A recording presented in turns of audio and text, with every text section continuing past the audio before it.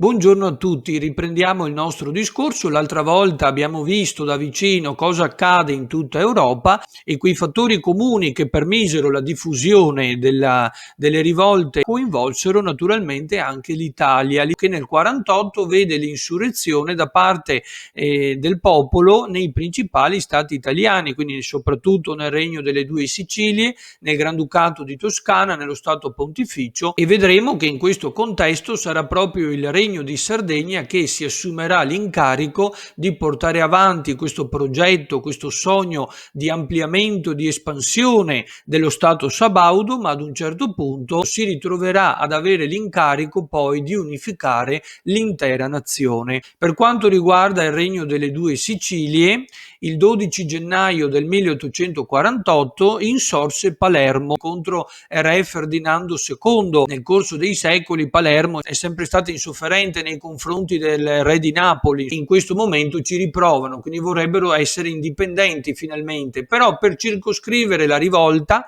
il re concesse la Costituzione nel 1848, proprio perché la ribellione partita dalla Sicilia poi si stava propagando via via in tutto il sud Italia. E a sorpresa in questo periodo abbiamo poi per effetto domino tutta una serie di insurrezioni in Italia che porteranno in soli 2 mesi, quindi tra il febbraio e il marzo, ad avere ben 3 statuti che vengono concessi, perché l'8 febbraio Carlo Alberto annuncia lo Statuto Albertino in 14 punti, abbiamo già trattato nello specifico lo Statuto, quindi potete trovare tutto nella lezione dedicata. Il 17 febbraio poi del 48 anche il Granduca di Toscana, Leopoldo II, la concesse. Ecco poi che l'annuncio dell'8 febbraio si attua poi concretamente il 4 marzo con la promulgazione dello Statuto Albertino, che vi ricordo rimarrà in vigore fino al 31 dicembre 1947,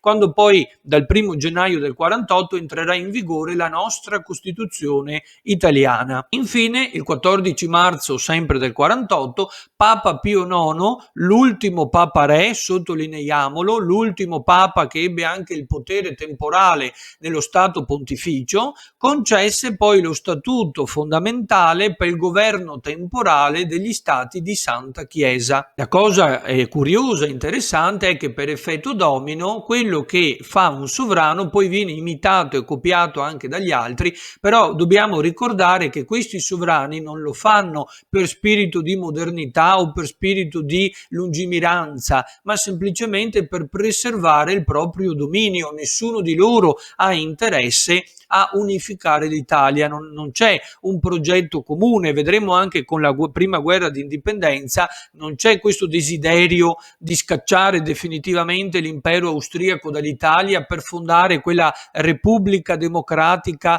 e finalmente libera. Ognuno tenta soltanto di garantirsi il proprio potere, il proprio trono. E adesso ci concentriamo invece su un periodo molto più circoscritto, tra il 17 e il 18 marzo 1848, vediamo cosa accade nel Lombardo-Veneto, quindi in particolare ci sono delle rivolte che coinvolgono Venezia e Milano, entrambe insorgono contro l'Austria. Naturalmente poi tratteremo nel dettaglio, nello specifico, queste due realtà più avanti ovviamente. A Venezia che cosa succede? Il 17 marzo 1848 la popolazione insorse con l'appoggio degli ufficiali veneti della marina austriaca, quindi finalmente vengono liberati moltissimi prigionieri politici, tra i quali c'era anche Daniele Manin, famoso avvocato, patriota, politico italiano, figura chiave di questa rivolta, che poi verrà messo anche a capo della Repubblica Veneta, quindi diventerà il presidente di questa Repubblica, la quale venne proclamata il 22 marzo 1848. Ricordate che queste sono tutte esperienze brevissime che nascono a marzo, muoiono a luglio-agosto, quindi durano pochissimi mesi, perché poi l'esercito austriaco, grazie a Radetzky, poi vengono tutte riportate all'ordine e tutte queste insurrezioni sono represse con la forza naturalmente. Per quanto riguarda invece, sempre in questo periodo a Milano, che cosa succede? Abbiamo le famose 5 giornate di Milano che scoppiano il 18 marzo 1848. 1848, quindi dal 18 fino al 22 di marzo. Anche qui il popolo insorse contro le truppe del maresciallo Radetzky, in particolare sono soprattutto artigiani e operai, quindi notiamo anche quali classi sociali parteciparono alla rivolta, però come potete capire in tutta Italia sono stanchi di queste monarchie oppressive, di questi sovrani assoluti che ormai soffocano qualsiasi tentativo di modernità e soprattutto quel desiderio di partecipazione attiva e di maggiori diritti ai quali noi oggi siamo abituati e che spesso diamo per scontato, ma sono il frutto di continue rivolte e di numerosi sacrifici naturalmente. Ecco, il maresciallo Radetzky fu costretto in queste 5 giornate poi ad abbandonare Milano, quindi Milano riesce momentaneamente, anche qui per pochissimo tempo, a liberarsi degli austriaci, si ritira proprio temendo che l'esercito sabaudo, quindi di Carlo Alberto, possa intervenire contro di loro, quindi ad aiutare, a dare manforte a Milano per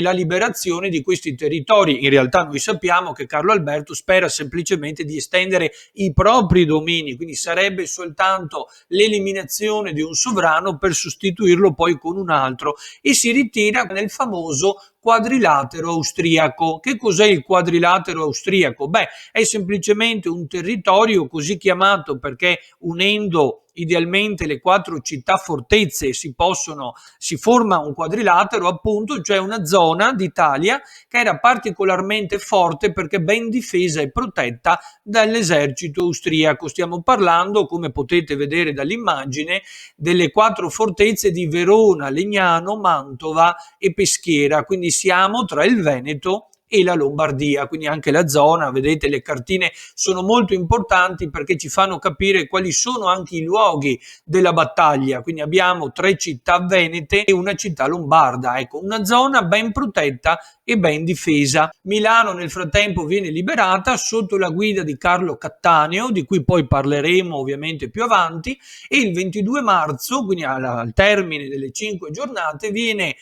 istituito questo governo provvisorio e Milano diventa una repubblica presidenziale. Il presidente è Gabrio Casati, quindi anche qui, come a Venezia, viene fondata la Repubblica. C'è questo desiderio così grande che parte già da Mazzini con la Giovine Italia e poi con la Giovine Europa, proprio di fondare una repubblica democratica, unita e soprattutto libera. Vedete quanto hanno combattuto affinché noi potessimo poi essere finalmente liberi, quindi ricordiamoci quando esercitiamo i diritti che sono sempre il frutto di grandi battaglie, non li abbiamo ricevuti per caso. E a Milano furono anche protagonisti i Martinitte. Chi sono? Dal milanese Martinin, sono quei bambini orfani di Milano, così chiamati perché appunto erano ospitati presso l'oratorio di San Martino, da lì quindi i Martinitte, e sono utili durante queste giornate perché nelle piazze si formano le barricate, quindi vengono alzati